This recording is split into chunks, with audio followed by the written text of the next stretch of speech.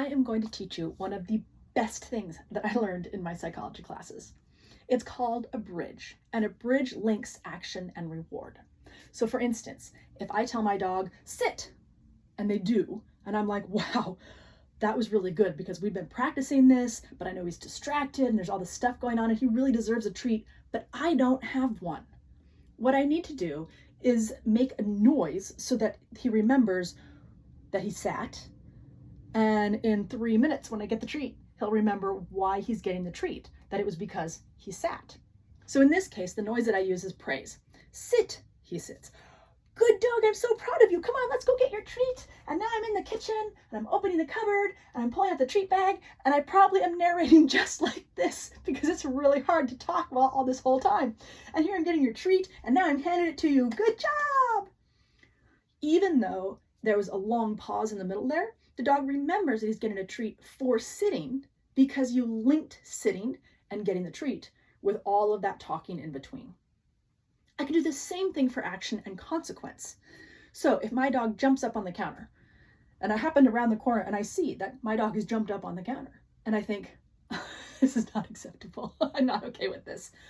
But I know that he's already going to start jumping down off the counter in 2 seconds, long before I can do anything about it. So what I'm going to do, because this is one of my favorite methods, is I'll make a loud noise or I will get a squirt bottle. So let's say that particular day, I want to get my squirt bottle. I walk into the kitchen. I see my dog's front paws are on the counter. I'm going to start making a noise right now. Psst. I hiss because I can sustain it. I have one client with amazing vocal control and he goes, the whole time. You can make whatever noise you want. Noise is better than words for this because words sound like chattering and barking like another dog. Noise sort of cuts through all of that and they go, oh, I noticed that. So I start making my noise. Psst, I leave. Psst, I looked in my garage. Psst, no squirt bottle. Psst, I go into the bathroom. Psst, no squirt bottle.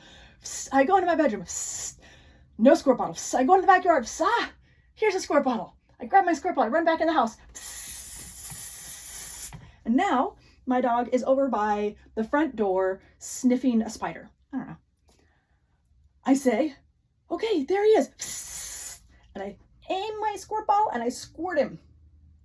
The only reason that works is because of the noise that I started making when he did the bad behavior, and I kept making all the way through until there was a consequence. You want to use a consequence that's not terrible. Just going to say that. Things like squirt bottles, loud noises, these tend to be the greatest consequences. Squirt bottles are my favorite because dogs notice it and don't like it, and because I am noise sensitive, so I don't want to be making loud noises. Go grab your squirt bottle, squirt your dog, and your dog goes, holy moly, I'm getting squirted, even though I'm sniffing this spider, because I jumped on the counter 5 minutes ago.